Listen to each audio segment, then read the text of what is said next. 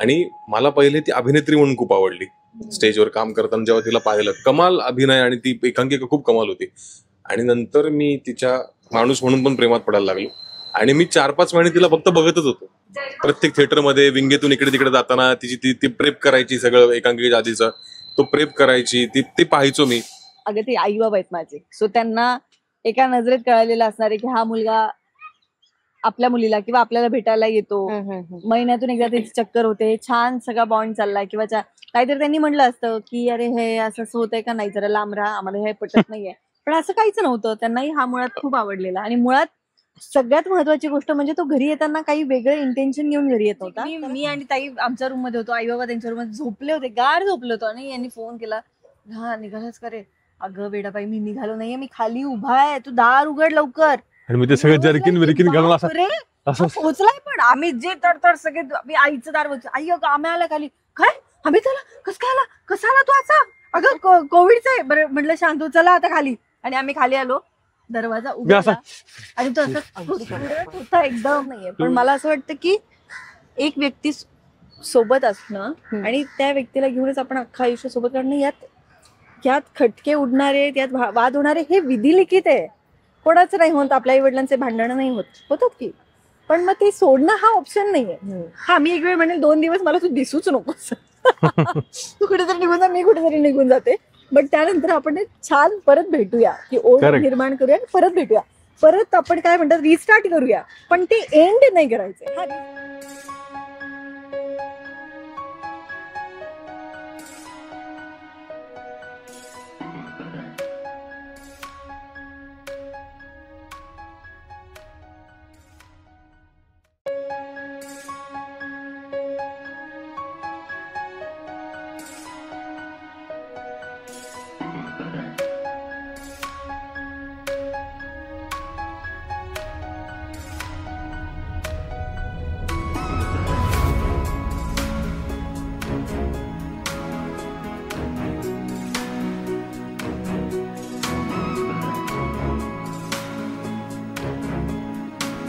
नमस्कार, मी निकिता मराठी मनोरंजन विश्वमध्ये तुमचं स्वागत करते. तर आज मी एका आगळ्या वेगळ्या ठिकाणी आली आहे, ते म्हणजे आरे मेट्रो स्टेशनला, म्हणजेच अंडरग्राऊंड मेट्रोमध्ये. आणि मी तुम्हाला 2 खास व्यक्तींची भेट घडवून देणार आहे आणि त्यांची आपण लव्ह स्टोरी सुद्धा जाणून घेणार आहोत. खरं तर त्यांची लव्ह स्टोरी फार जुनी आहे, म्हणजेच त्यांची अंडरग्राऊंड लव्ह स्टोरी ही आपण अंडरग्राऊंड मेट्रो मधूनच जाणून घेऊयात. तर त्या 2 खास व्यक्ती कोण आहेत, चला तुम्हाला भेटवते.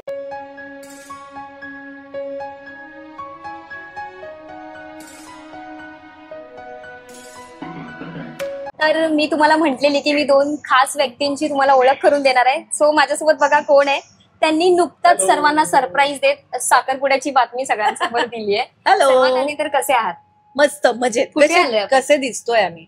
मस्त, कमाल, एकदम ग्लो आलाय दोघांच्या चेहऱ्यावर. सो कसं वाटतंय, कुठे आलोय आपण? आपण म्हणजे मी आता माझ्यासाठी आता मी मुंबई हळूहळू एक्सप्लोर करतेय, कारण मी साताऱ्यात शूट करत होते, त्यामुळे मुंबईला मी आता नव्याने भेटतीये असं म्हणायला हरकत नाही. आणि त्यातलंच हे एक नवीन प्रकरण आहे. नव्याने भेटती म्हटली, पण माझ्या आधी ॲक्वालाईनला प्रवास करणारी ही मुलगी. मी पहिल्यांदा बसलो आता ॲक्वालाईन मध्ये. मग मी किती फिरवणार आहेस मुंबई आता हिला?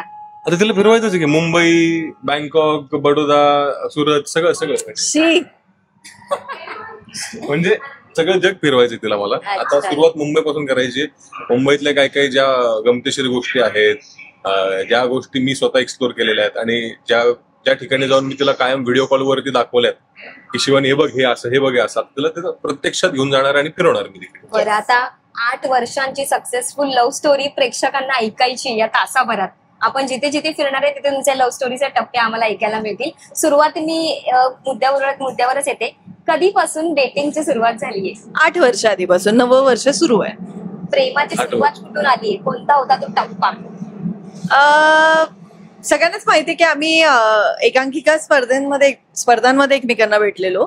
आम्ही 2 जण एकमेकांचे कॉम्पिटिटर होतो. तेव्हा माझी एक एकांकिका होती आणि त्याची पण होती. आणि त्या दरम्यान त्यांनी मला बघितलं होतं काम करताना. आणि त्यानंतर एक 6 महिने मी त्यांचं फक्त काम बघत होते, पण मला याचं काही माहित नव्हतं, म्हणजे हा पर्सनली कोण आहे, कसा आहे वगैरे काय. पण मी यांच्या एकांकिकेच्या प्रचंड प्रेमात होते. आणि मग नंतर त्यांनी त्याची साईड आहे ऍक्च्युली लव्ह स्टोरीची, माझी अशी काही नाही, कारण त्यांनी मला विचारलं होतं. सो माझ्यासाठी मी माझं काम आणि माझ्या एकांकिका स्पर्धा करत होते, पण त्याच्या साईडने आहे ते सगळं, जे काही तिकडची बाजू आहे ती त्याची आहे. आणि मला फक्त मेसेज आलेला की मला तू आवडतेस आणि आपण भेटूयात का किंवा काय. मेसेज यायच्या आधी पण 6 महिन्याची माझी काहीतरी गोष्ट आहे, कारण की मी तिला सगळ्यात पहिले जेव्हा एकांकिका, तिची मॅट्रिक नावाची एकांकिका, तिला माझी एकांकिका आवडायची आणि मला तिची, कारण की आमची दोघांची पण एकांकिका कधी तिची पहिली कधी माझी पहिली असं सगळं ती कॉम्पिटिशन होती. खूप मोठी कॉम्पिटिशन होती ती. आणि मला पहिले ती अभिनेत्री म्हणून खूप आवडली. स्टेजवर काम करताना जेव्हा तिला पाहिलं, कमाल अभिनय आणि ती एकांकिका खूप कमाल होती. आणि नंतर मी तिच्या माणूस म्हणून पण प्रेमात पडायला लागलो. आणि मी 4-5 महिने तिला फक्त बघतच होतो. प्रत्येक थिएटरमध्ये विंगेतून इकडे तिकडे जाताना ती प्रेप करायची, सगळं एकांकिका आधीचं तो प्रेप करायची, ते पाहायचो मी. तिची सगळी टीम माझी खूप चांगली, म्हणजे सगळे मित्र चांगले होते. सगळ्यांना मी जायचो, ऑल द बेस्ट म्हणायचो, कॉंग्रॅच्युलेट करायचो. पण हिला मी कधीच बोललो नाही, कारण ही समोर आली की मला कळतच नाही म्हणजे काय, म्हणजे कुठे चाललोय, एकदम अंधार होऊन जायचा. आणि मला भीती वाटायची की परत उलटून काही बोलेल का किंवा काय, कारण तिच्या चेहऱ्यामध्ये आणि डोळ्यामध्ये एक ऍटिट्यूड आहे. तुम्ही जर पाहिलं तर तो ऍटिट्यूड मला ना समोर जाऊ देत नव्हता. त्यामुळे सगळ्यांना कॉंग्रॅच्युलेट करायचो, ऑल द बेस्ट करायचो, हिला बघून निघून यायचो. हिचा इच अँड एव्हरी प्रयोग मी पाहिलेला आहे थिएटरमध्ये बसून. पण खूप मी शोधलं तिला फेसबुक, इंस्टाग्राम वरती, आणि फायनली ती मला दिसली. मेसेज केला, नंतर मी तिला सगळं मनातलं सांगितलं. आणि फायनली 6 महिन्यानंतर वेळ घेऊन तिने हा मुलगा कोण आहे, कसा आहे, काय त्याचा बॅकग्राऊंड आहे, सगळा विचार करून तिने मला होकार दिला. प्रवास झाला. ओके. सो 8 वर्षानंतर आता हा टप्पा, आता एंगेजमेंट लागतं, किती छान वाटतंय मनातून की आवडीच्या व्यक्तीसोबत आपण. प्रश्नच नाही अगं, सगळ्यात म्हणजे एक न सांगण्यासारखं आहे सगळं. म्हणजे कसं सांगावं ते कळत नाही. न सांगण्यासारखं इन द सेन्स की एक्झॅक्ट आपण असं सांगू नाही शकत की आता काय वाटतंय किंवा आता काय प्ले, कारण आम्ही दोघं जरी खूप एकमेकांचे घट्ट मित्र आहोत आणि प्रेम आहेच एकमेकांवर. पण ते सगळं सांभाळून आणि सगळ्या फॅमिलीला सांभाळून आणि आता हा नवीन टप्पा अंगावर घेऊन आता पुढे जायचंय. सो जबाबदारी पण आहे खूप मोठी जबाबदारी आणि चॅलेंज आहे, एक वेगळंच चॅलेंज आहे. आणि आपल्या या इंडस्ट्रीत काम करत असताना लोकांच्या अपेक्षा पण असतात आमच्याकडनं. कपल म्हणून ते आपल्याला बघत असतात, ते आपल्यावर प्रेम करत असतात. सो कपल म्हणून त्यांच्या अपेक्षांना पण पूर्ण होणं आणि आम्ही परिपूर्ण कपल म्हणून समाजामध्ये वावरणं, ह्याची पण खूप मोठी आपली जबाबदारी असते. सो आता इथून पुढे हे नातं जबाबदारीचं नातं झालंय. म्हणजे फ्रेंडशिप तर आहेच, नो डाऊट. आमच्यामध्ये असं काही खूप असं काय म्हणतात त्याला, ऑफिशियली असं काही म्हणजे असे आम्ही कपल वाले पण नाही होत. सो आम्हाला एन्जॉय करत करत जगायचंय मस्त आणि छान जगायचंय. दॅट्स. पण ह्यांची लव्ह स्टोरी जाणून घेऊयाच, पण त्याआधी मला अमितला खरं तर विचारायचंय. अमित, शिवानीला तू मुंबईत आतापर्यंत कोणते कोणते ठिकाणे फिरवलीस? शिवानी मुंबईत जे सगळेजण जातात, गेटवे ऑफ इंडिया, ताज, परत काय मरीन लाईन्स, अजून काल एका ते सिल्वर बीचला गेलेले होते. हा, जुहूच्या इथे एक सिल्वर बीच म्हणून असं रात्री आम्ही गेलो होतो. रात्री 12-12:30 वाजता जाऊन जरा रिलॅक्स करायला गेलो होतो. त्यानंतर मड आयलंडला, मड बीच वरती, जुहू चौपाटीवरती, मन्नतला घेऊन गेलोय मी शाहरुख खानच्या बंगल्यावर. मग बच्चनचा बंगला, रेखा, तिला रेखा खूप आवडते, रेखाचा बंगला तिला दाखवला, तिला खूप भारी वाटलं. मुंबईतली ही जी महत्वाची सगळी प्रेक्षणीय स्थळ आहे तिथं सगळ्यात महत्वाचं ठिकठिकाणचं स्ट्रीट फूड तिला असं म्हणजे कुठेतरी जायचं आणि ते बघायचं, ते नाही आम्हाला काही तसं.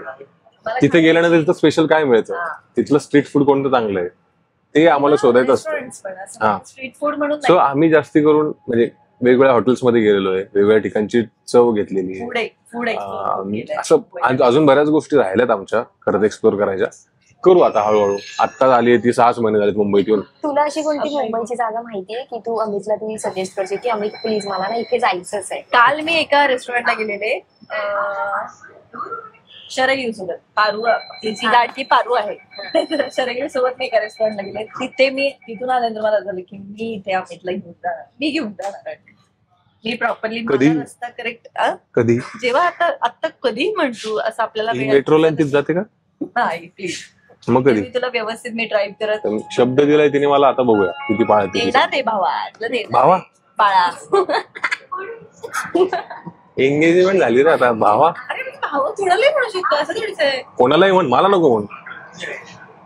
बरं, आम्हाला कधी तुम्हाला एकत्र मालिकेत बघायला मिळेल? अरे आम्हाला खूप आवडेल एकत्र काम करायला. आणि आम्ही ज्या कामांमध्ये एकत्र होतो ना ती सगळी काम Hit. फारच वा मस्त. म्हणजे आम्ही आमच्या दोघांची एकांकिका ज्यानंतर मला आमची कलेक्टर ही मालिका मिळाली त्यातही आम्ही दोघं जण होतो. मी त्याचा आता मध्ये पोस्ट पण टाकली होती आमच्या महाकरंडकने. अहिल्यानगर महाकरंडक एक मोठी स्पर्धा भरते नगरमध्ये, ज्या स्पर्धेचे आम्ही दोघंही विजेते आहोत. एकांकिका प्रथम क्रमांक होती, मी बेस्ट ऍक्टर, ही बेस्ट ऍक्ट्रेस होती त्या याची. आणि त्यांनी पोस्ट टाकली होती खाली आमचा मधला फोटो आणि वरती आमचा एंगेजमेंट झालेला फोटो आणि रंगभूमीचे साथीदार खऱ्या आयुष्यात बनले साथीदार, असं काहीतरी त्यांनी ते सुंदर पोस्ट केली होती त्यांनी. सो कायम आवडेल इलेक्ट्रिकल सोबत काम करायला. मला याची काम करण्याची पद्धत खूप आवडते आणि मला हिची काम करायची मदत. पण खरंच आवडेल. म्हणजे ना एक गंमत अशी आहे की ती जे काम करते ती खूप फ्री माइंडनी काम करते. म्हणजे आपलं असतं ना की माझं स्वतःच आहे की अभ्यास करायचा असतो भूमिकेचा किंवा त्याच्यावरती वर्किंग करणं असतं, स्क्रिप्ट वरती वर्किंग करणं असतं. तर मी खूप त्या प्रोसेस मधून जाणारा माणूस आहे. ती नाही, ती नॅचरल आहे. मी काय म्हणतो की देवाने तिला अभिनेत्री घडवून पाठवलेलं आहे. तिला स्क्रिप्ट आले की ती वाचते, ती मला काय विचारते की आम्ही वर्किंग करायचं म्हणजे नक्की काय करायचं रे. मला फार अट्रॅक्शन आहे. मी कायम विचारत असते तू ते हायलायटर वगैरे घेऊन तू नेमकं करतो काय.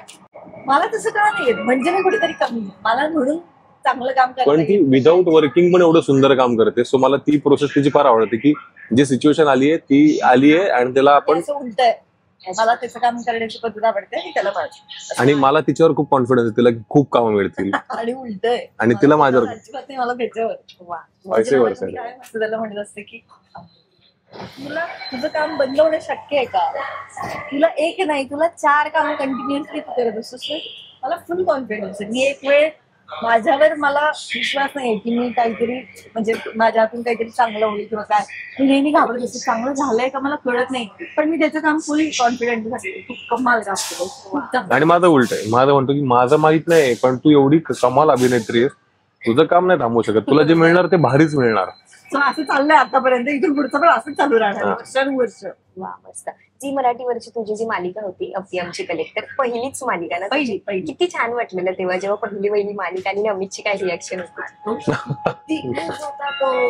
तो म्हणा आई बाबा म्हणा म्हणजे सगळे म्हणजे तिथं जेव्हा ते मीटिंग चालू होती ना तिकडे झी मध्ये, तेव्हा जे काही होतं की होकार नकार कळणार होता, बराच तो त्याला डिले झाला होता आणि आम्ही फिंगर क्रॉस करून बसलो होतो की आता मीटिंग चालू आहे, कोणत्याही क्षणी फोन येऊ शकतो, हिचं होतंय नाही होतंय. आणि फायनली जेव्हा फोन आला की तू डन आहेस किंवा तुझं कास्टिंग डन आहे. म्हणजे अप्पीच्या ऑडिशन पासून मी आहे. हो. सो ऑडिशनला पण आम्ही दोघं सोबत गेलो. आणि अप्पीचे एक ऑडिशन माझ्या भाग्य दिले तुम्हाला सेटवर आम्ही शूट केलेली आहे. सो आता तुला हे कळून चुकलं असेल की तो कायम सोबत होता. पण किती हे 8 वर्ष इतकं कसं काय लपून राहू शकतं, इतकं सोबत आलं पण लपून लपवून म्हणजे असं काही इंटेन्शन नव्हतं लपवून ठेवण्याचं, पण त्याला रिझन पण काहीतरी मिळालं पाहिजे ना लोकांपर्यंत यायला, प्रेक्षकांसमोर यायला. पण ते लपून राहिलं याचं कारण फक्त हीच आहे. माझ्याकडनं असं लपून राहिलं. पण मागे 2 वर्षापूर्वी ना एक बर्थडेची पोस्ट टाकलेली, तेच सांगतोय. मी युट्यूबला पाहिलं. 2-3 वर्षापूर्वी हा ते झालं होतं. अप्पीचा नवरा. पण त्यानंतर तिने मला एकही पोस्ट टाकू दिली नाही. आम्ही नाही, आपल्याला जेव्हा करायचं जेव्हा सांगायचं तेव्हा एक ग्रँड आपण, आणि ते खरंच झालं. आम्ही लपवून ठेवलं किंवा आम्ही ते पोस्टिंग केलं नाही. जेव्हा एंगेजमेंटच्या पोस्ट आल्या तेव्हा जे काही रसिक प्रेक्षकांनी ते त्याला उचलून धरलं. की असं आम्ही सगळ्या लोकांसमोर येणं आणि आम्ही सगळं काहीतरी सांगून मजाच नसती राहिली त्याच्यात, बरोबर. मजा राहिली नसती. आणि कमाल व्ह्यूज मिळाले तुम्हाला. खूप. मराठी मनोरंजन विश्व चॅनलला पण जे शॉर्ट्स आहेत तुमच्या एंगेजमेंट कमाल व्ह्यूज मी ते इतके आहेत त्याच्यावर, मी पाहिले ना आता किती व्ह्यूज आहेत त्याला. पण ओव्हरऑल सगळ्याच प्लॅटफॉर्मवरती ते आहेच. आणि माझ्या स्वतःच्या अकाउंटला मी जेव्हा पाहतो professional dashboard, 1.3 crore views in last 30 days. चक्करायची वगैरे 1.3 करोड व्ह्यूज म्हणजे याला काय म्हणतात. म्हणजे तेव्हा जर रिव्हील केलं असतं तर आतापर्यंत आता 1 लाख वगैरे व्ह्यूज आले असते. या दोघांसोबत ज्या गप्पा आहेत त्या चालूच राहणार आहेत. पण आता आमचं स्टेशन आलंय, सो आम्ही जातो आणि या दोघांसोबतच एक नवीन जागा सुद्धा एक्सप्लोर करणार आहे. सो थांबा, हा व्हिडिओ शेवटपर्यंत नक्की बघा, कुठेही जाऊ नका. आम्हाला फक्त तिखट पाणी पाहिजे, फक्त तिखट. म्हणजे आम्हाला मिक्स वगैरे अजिबात जमत नाही, तिखट लागतं आम्हाला. मराठवाड्यात येत ना आम्ही. घ्या मॅडम. आणि अशी बनवलेली नाही पाहिजे, एक एक पाणीपुरीच पाहिजे असते मॅडमला. आवडली नक्की. आता काय द्यायचं? द्या मला पण द्या बरं जरा. आम्हाला आयुष्यात काही नसलं तरी चालेल, पाणीपुरी पाहिजे, हो की नाही? तुझ्यानंतर पाणीपुरी म्हणजे तुझ्यानंतर पाणीपुरी माझ्यानंतर पाणीपुरी.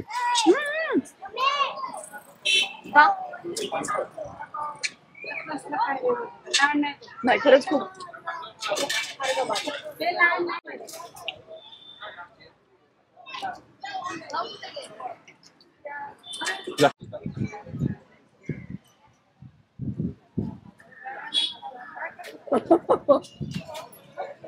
तर आत्ताच आम्ही पाणीपुरी खाऊन आलोय आणि तसंच शिवानीकडे बघून तरी मला तरी असं समजलं की अमित नंतर तिचं दुसरं प्रेम हे पाणीपुरी. 100% पाणीपुरीच आहे.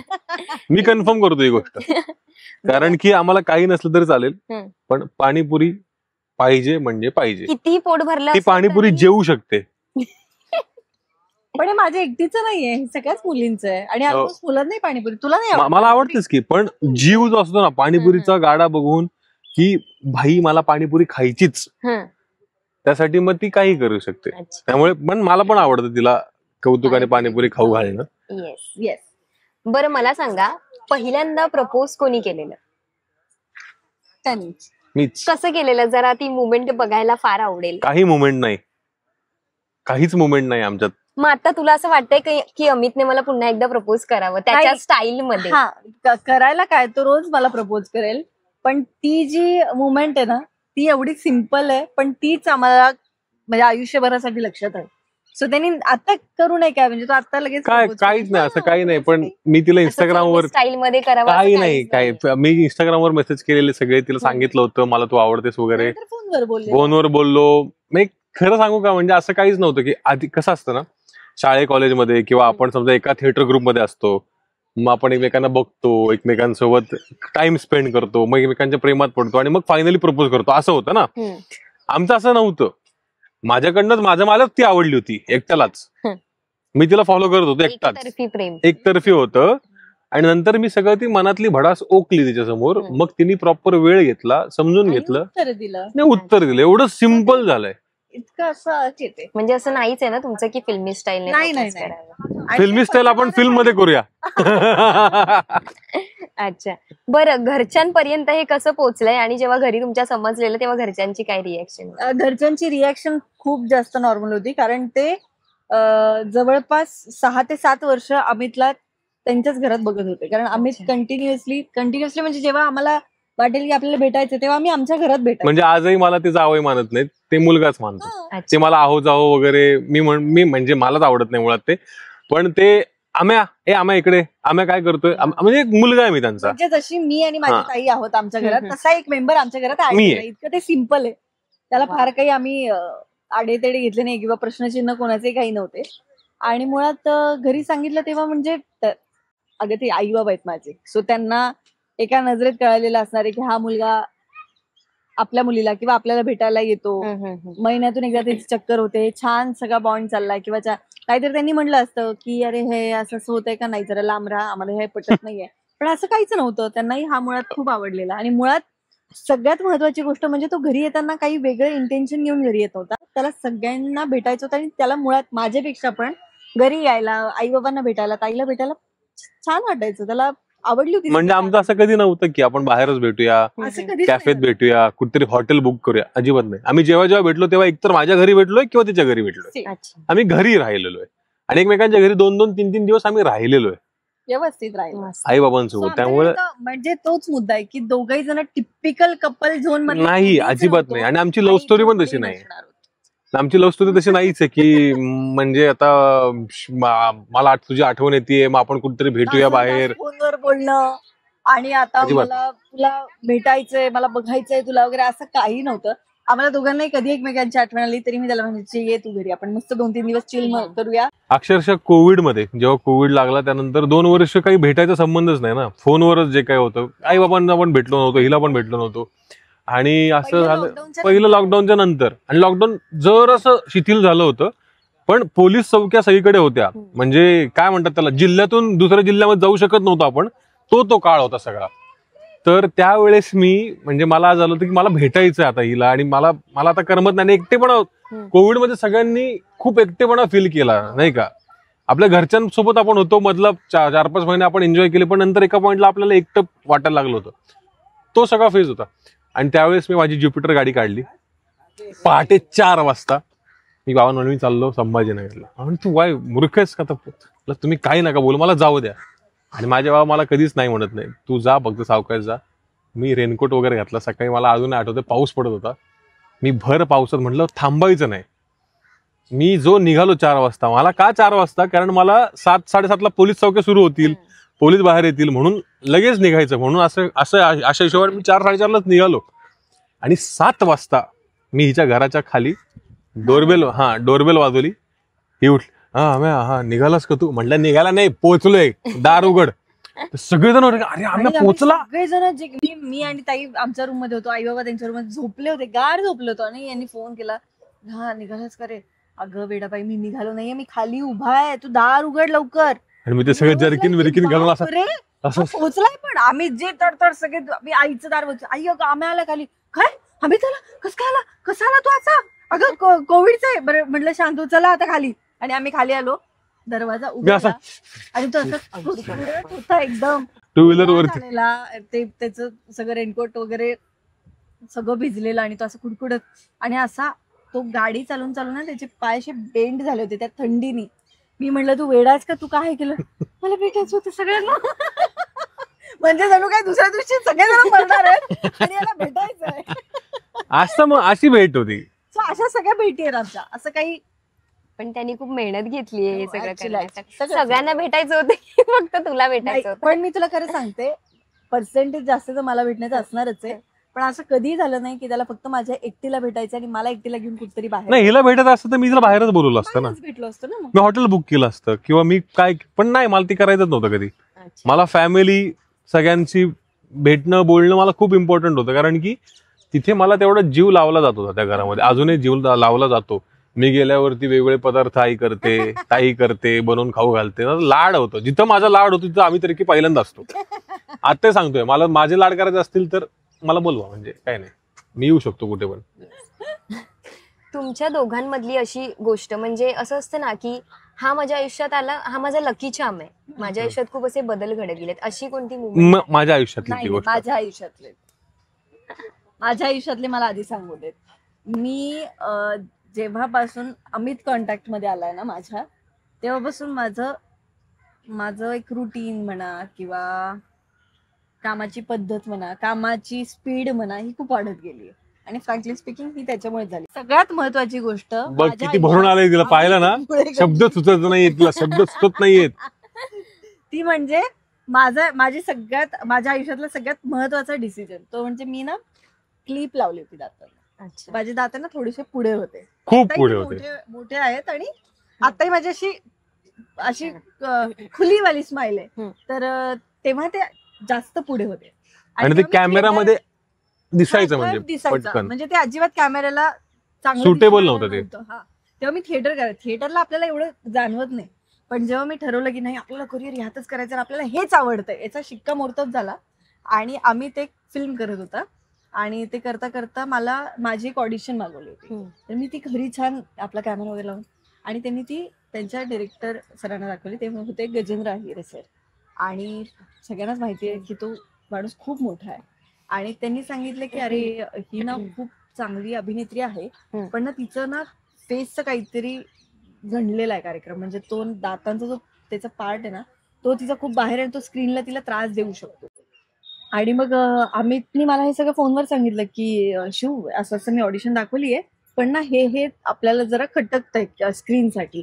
ते मी म्हटलं ओके, मग आता कसं काय करूया. आणि तो पिरियड होता लॉकडाऊनचा, तोही पिरियड लॉकडाऊनचाच होता. आणि हा शूट करत होता लॉकडाऊनच्या पिरियडमध्ये. मग खूप सारे शूट आणि वेगवेगळ्या ठिकाणी 50 लोकांना घेऊन 40 लोकांना घेऊन. म्हणजे आमचं पहिलं लॉकडाऊन उठल्यानंतर, म्हणजे आताही रजिस्ट्रेशन जर का चेक केलं चित्रपट महामंडळामध्ये, तर ती पहिली फिल्म जी रजिस्टर्ड झाली आहे ती आमची साजिंदे नावाची फिल्म. गजेंद्र अहिरे डिरेक्टर होते त्याची. आणि मग पण ते झालं सगळं. आणि मग माझ्या आई बाबांशी पण हा बोलला की असं झालंय, पण ना मला पण पर्सनली असं वाटतं की तिने ते आधी सॉल्व्ह केलं पाहिजे, मग तिला स्क्रीनला काही प्रॉब्लेम येणार नाही असं वाटतंय. आणि मग माझं झालं की काय करूया. मी आई बाबांजवळ फुल जाऊन बसले वगैरे की मला जर का याच्यात करिअर करायचं तर मला ही गोष्ट करावीच लागणार आहे. आई म्हणले अगं तुला त्रास होईल त्याचं काय. म्हणले ठीक आहे आपण सहन करूया ते सगळं, पण आपल्याला करायचं. भर लॉकडाऊन मध्ये मी आणि माझी बहीण हॉस्पिटलमध्ये 2 दात ते बाजूला काढून, अख्खे पक्के दात काढून, त्याला ती ब्रेसेस लावून आणि ती सगळी ट्रीटमेंट सुरू झाली. ती फक्त याच्यामुळे आणि याच्या हट्टामुळे नाही म्हणता येणार. ह्यांनी जे सांगितलं वेळेत त्यांनी जे नाही म्हणजे आधी पण ती म्हणत होती या गोष्टीचं, पण एवढं सिरियसली घेत नव्हतो का आम्ही घरचेच सगळे. आणि त्यावेळेस मी म्हटलं की आता लॉकडाऊन उठेपर्यंत 1-1.5 वर्ष तसंही काही होणार नाही सुरू. आता ही इन्व्हेस्टमेंट कर. 1.5 वर्षांनी जेव्हा खरंच काम करायची वेळ येईल तेव्हा तू प्रेझेंटेबल असशील. आणि तेव्हा हा डिसिजन घेतला. आणि मी तुला खरंच सांगते की त्यानंतर आम्ही सोबत कामं केली असतील, ज्या काही एकांकिका केल्या, 2 अंकी नाटक केले, फिल्म केली असेल, त्यानंतर अप्पी आमची कलेक्टर ही मालिका माझ्या आयुष्यात आली असेल, हे सगळ्याची एक जी स्पीड असते ना ती खरंच हा माणूस माझ्या आयुष्यात आल्यापासूनच घडली असं मला वाटतं. आणि महत्वाच्या डिसिजन्स मध्ये तो असतोच, त्याच्याशिवाय घडणं नाही काही पुढे. आताही मला समजा काही वाटलं, अगं साधं मला मॅप गणला तरी पण मी पहिला आता पुढे काय करू. आणि काय होतं माहितीये का, असं जेव्हा तिचं असतं की आम्हीच परफेक्ट आहे प्रत्येक ठिकाणी आणि त्याला माहितीये, तेव्हा मी जेव्हा चुकतो तेव्हा जी काही गोंधळ उडतो ना, मग म्हणजे मी पण चुकू शकतो ना कधीतरी. प्रश्नच नाही. म्हणजे ही ज्यावेळेस माझ्यावर एवढा विश्वास ठेवते किंवा प्रत्येक सिच्युएशन मध्ये प्रत्येक निर्णयात जेव्हा आम्ही तरी असतो आणि आम्ही असतोच, मी निर्णय घेतो किंवा आम्ही दोघं जण डिस्कस करून निर्णय घेतो, पण कधी कधी चान्सेस असतात ना चुकायचे.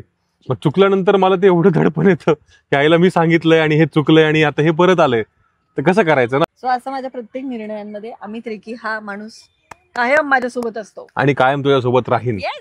वा मस्तच कमाल. सो आपल्याला दुसऱ्याही ठिकाणी फिरायचंय, तीही ठिकाण आपल्याला एक्सप्लोर करायचंय आणि अजून तुमच्याबद्दल मला बऱ्याच गोष्टी जाणून घ्यायच्या आहेत. पण त्याआधी प्लीज मला ही जागा इतकी आवडली ना, माझे 1-2 फोटोज. बरं प्रेक्षकांना सांगायचं राहिलं, हे हँगिंग गार्डन. हो हे हँगिंग गार्डन आहे आणि मला फार आवडलं. मी पहिल्यांदा आली आहे. सो आपण पटकन फोटो काढूया. चल.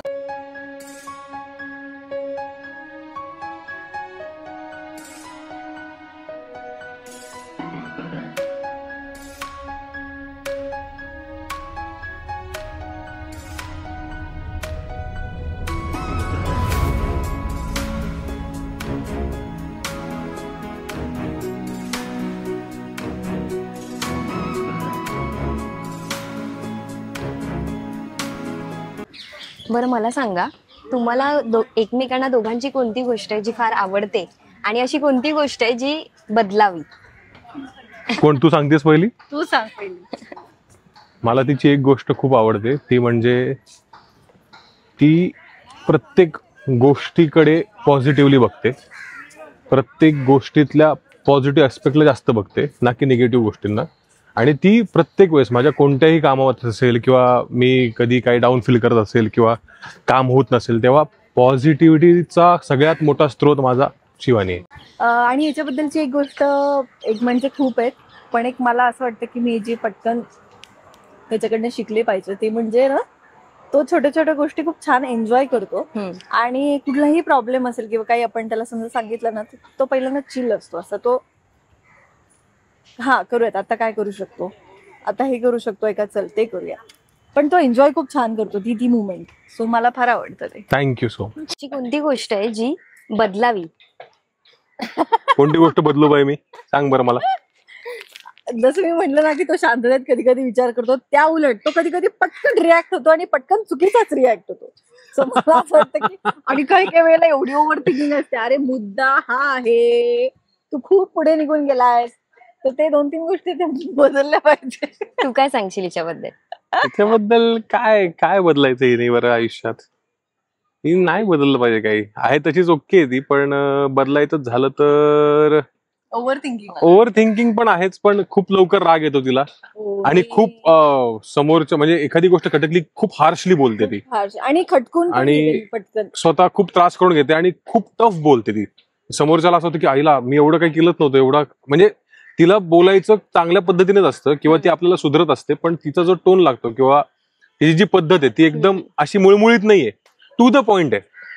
सो ती चांगली पण आहे, पण जरा काही लोकांना त्याचा त्रास होतो टू द पॉइंट बोललं की. पण जरा सॉफ्ट बोलत जा, घाबरतो माणूस. सो 8 वर्ष तुमच्या रिलेशनशिपला झाली आहेत. हा. So, कोणतेही रिलेशनशिप असलं ना की त्याच्यामध्ये अप्स अँड डाऊन्स फार येतात. सो तुम्ही दोघांनी हे इतक्या वर्षांपासून कसं काय मॅनेज केलंय? आम्ही भरपूर भांडतो आणि आम्ही भरपूर एकमेकांवर प्रेम करतो बास. आणि आम्ही इथून पुढे भरपूर भांडू आणि भरपूर एकमेकांवर प्रेम करत राहू. एकमेकांवर प्रेम असणं सगळ्यात जास्त महत्वाचं आहे. तुमच्या आयुष्यात काही हो, काही संकट येऊ, तुम्ही हलू शकत नाही. किंवा एखादा पडायला लागला, दुसऱ्याचा हात जर खंबीर असेल ना तर तो पडूच शकत नाही. त्यामुळे ते वायसे वर्ष आहे ना, ती एकटी ना मी एकटा असं नाहीये. दोघंही एकमेकांना पूरक असायला पाहिजेत, तर ते रिलेशनशिप वर्क होतं असं मला वाटतं. आतापर्यंत ते वर्क झालंय आणि पुढची जवळपास 80 वर्ष आम्हाला ते वर्क करायचे. ह्यालाच धरून खरं तुम्ही प्रश्न विचारला. सध्याची जी जनरेशन म्हणता येईल आपल्याला, सध्या खूप असं वेगळं चाललंय. म्हणजे आता आपल्या आई वडिलांची जी जनरेशन होती त्यांनी इतक्या वर्ष कितीही भांडण तंटे होतात तितकं ते स्ट्रिक्ट होतात. आणि आता जर आपण बघत आलोय तर छोट्या छोट्या गोष्टीवरून खटके उडतात किंवा अगदी टोकाचे विचार करतात. याच्याबद्दल तुमचं मत काय आहे? मला वाटतं आई बाबांचे संस्कार जे आहेत आपल्यावर, त्यांनी जसं टिकून ठेवलंय तर त्यांनी तसे संस्कारही दिलेत ना. सो आपण ते टिकून ठेवा. बरं, हे सोडून आपण सगळे संस्कार पाळायचे. आणि हा जो महत्वाचा आहे की आपण एखाद्या व्यक्तीला कमिट केलंय, आपण एखाद्या व्यक्तीसोबत संसार करतोय, त्यातही प्लस मायनस गोष्टी असणार आहेत, पण तो संसार टिकून ठेवणं, धरून ठेवणं, सो मला वाटतं हा पण त्या संस्काराचाच भाग आहे ना. सो आपण जसे बाकीचे संस्कार पाळतो की मी खूप संस्कारी मुलगी आहे, मी सगळ्यांना मान देते, मी सगळ्यांशी छान बोलते, तसं मी छान माझा संसार टिकून ठेवते. आपण एक संस्कार आहे आपल्याला मिळालेला आणि ते इतकं सिम्पल आहे.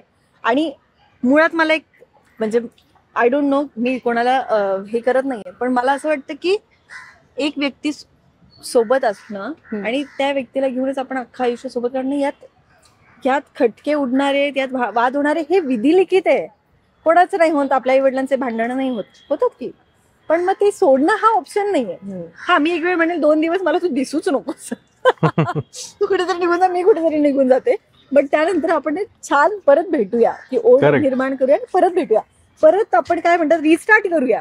पण ते एंड नाही करायचं. हा रिस्टार्ट होईल पण ते एंड नाही होणार. मला जसं एपिसोड असतात सिरियलचे, एक सिरियल नंतर एक पुढच्या भागात काय होईल असं दाखवतात आणि नंतर आपण ती सिरियल बघत राहतो. त्याची समाप्ती जेव्हा आता आपण ठरवू तेव्हा नाहीच मुळात. म्हणजे माझं असं म्हणणं आहे, जे ओरिजिनल रिलेशनशिप आहे ना त्याचा एंड देवाला ठरवू द्यावा. आपण त्याचा एंड नको लिहायला कुठेच. आपण फक्त एपिसोड्स लिहायचे, त्या एपिसोड्स मध्ये येणारे सीन्स करत राहायचे. त्या सीन्स मध्ये कधी कधी व्हिलन येतील अंगावरती, ते काहीतरी फूट पडत प्रयत्न करतील, पण हिरो हिरोईन कायम एकत्र असतात. त्यामुळे डेली सोप सारखं आपण जगलो ना, हिरो हिरोईन काही झालं तरी एकत्र येतील आणि त्यांचं हॅपी एंडिंगच होईल. या नोटवरती आपण आयुष्य जगायला शिकलो की संपला विषय. बरं, शिवानी पहिल्यांदा आली आहेस या जागेवर मलबार हिलला. मी तेच म्हणत, हे बघ समुद्र, वाव कमालच आहे. किती कमाल व्ह्यू आहे इथून. शिव भारी नाही एकदम. आपण त्या आधी का नाही आलो? मला नव्हतं माहित, सिरियसली मला माहिती नव्हतं आणि तुला घेऊन आलोस तुम्ही. पण आता आपण येत जाऊ इथे. कमाल कमाल व्ह्यू आहे. आणि पुढे पण बघ ना, पूर्ण सगळं जंगल जंगल आणि किती भारी केलंय लाइटिंग वगैरे सगळं. बरं, अगदी शेवटालाच येते मी. खरं तर इतकी वर्ष झाली आहेत रिलेशनशिपला, पण एकमेकांनी ठरवलेलं असं एक स्वप्न जे आयुष्यात पूर्ण करायचंय दोघांनी मिळून, असं कोणतं आहे?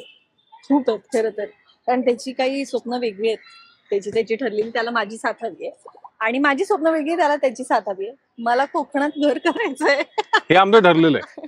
आणि त्याला, तुला काय फार्म हाऊस करायचंय ना? मला असं व्हॅली मध्ये मला व्हॅलीज खूप आवडतात आणि हिला समुद्र खूप आवडतो. आणि आमच्या काही ठरलेल्या कार्स आहेत त्या घ्यायच्या आहेत. आई बाबांसाठी एक छान अशी प्लेस आम्हाला क्रिएट करायची आहे. बरेच स्वप्न आहेत. लग्नाबद्दल काही बोलायचंय का? डेट वगैरे रिव्हील करायची आहे का? स्पेशल मुवमेंट वगैरे करणार? नाही, असं काही नाही, अजून तरी ठरलं नाही. असं काही अजून काही ठरलं नाही. डेट ज्या दिवशी ठरेल त्या दिवशी सगळ्यांनाच कळेल. आता आम्ही लपवणार नाही काहीच. आता सोशल मीडिया पासून काही लपवणार नाही होत आम्ही. आमचं रोजचं रुटीन, आम्ही काय करतोय काय करणार नाही, आम्ही सगळं टाकणार आहोत सोशल मीडियावर. आणखी एक, आजच्या तरुणांना तुम्ही दोघंही काय सल्ला? आम्ही पण तरुण होतो अजून. त्यांना काय सल्ला द्यायचा? बाबांना प्रेम करा छान आणि नाते टिकवा. मग ती कुठलीही नाते असू देत, कुठलंही नातं असू दे, ते छान टिकवा आणि आजचा दिवस आहे तो जगून घ्यावा. एक तर चांगल्या मुली सध्या म्हणजे खूप अशा एंगेज असतात सगळीकडे. तुमच्या आयुष्यात एखादी चांगली मुलगी असेल, तिला टिकवा, तिच्यावर भरभरून असेल तर त्याला टिकवा, भरभरून प्रेम करा एकमेकांवरती आणि भारी जगा. बाकी काय. सो कसं वाटतं तुम्हाला? आपण किती ठिकाणी फिरलोय, अंडरग्राऊंड मेट्रो फिरलोय, हँगिंग गार्डन फिरलोय आणि आता मलबार हिल आणि पाणीपुरी. हो, पाणीपुरी सगळ्यात महत्वाची. खूप मजा आली, खूप मजा आली. अ डे स्पेंट वेल. नाही खरंच म्हणजे मला 3 वर्ष मुंबईत राहून पण त्या जागा माहिती नव्हत्या, त्या मला आज कळल्या. हिला इथं तुमच्या माध्यमातून आणू शकलो. आता आम्ही कायम येत राहू. Yes, पूर्ण मुंबई फिरायची शिवानी. अगदी. पुन्हा एकदा वन्स अगेन कॉंग्रॅच्युलेशन आणि Thank you. फ्युचरसाठी तुम्हाला खूप खूप ऑल द बेस्ट आणि असेच खुश राहा. Thank you so much. Thank you so much Marathi मनोरंजन विश्व. तुम्ही आम्हाला इंटरव्ह्यूसाठी बोलवलं आणि इतकी छान इंटरव्ह्यू आमचा झाला आणि खूप छान छान जागा आम्हाला एक्सप्लोर करायची संधी दिली. Thank you so much.